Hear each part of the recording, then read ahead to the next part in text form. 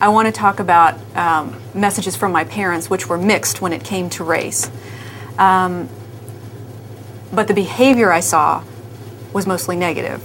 So it was very confusing because I would hear from them that, we need to be tolerant, we need to interact with all people, there's all kinds of differences, and that's fine.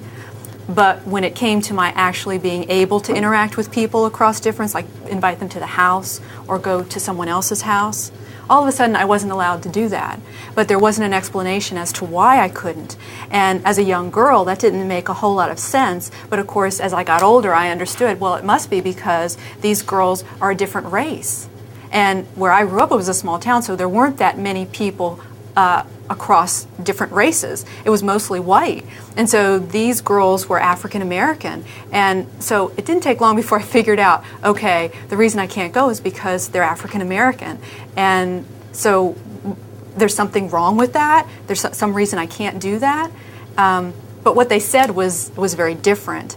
So anyway, that still lingers today. Those mixed messages, I think, very much influence the work that I do in diversity and wanting to understand and really push back against some of those early messages because they're still rattling around in my head, even if I don't agree with them and even if I don't believe it.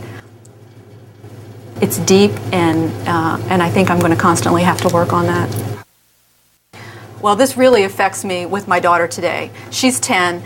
And I think what I do is sometimes I overcompensate for my early discomfort in reaching out to people across race, because she's in a situation now where she interacts with children across a variety of races. And I'm always the one being very encouraging, saying, well, let's invite them over, let's learn more about them, and sometimes she looks at me like I have lost my mind. And she said, Mom, it's really not that big of a deal. So-and-so's from Brazil, or so-and-so's from, Africa originally. And I get really excited about that because I think, well, it's important for her to understand different cultures.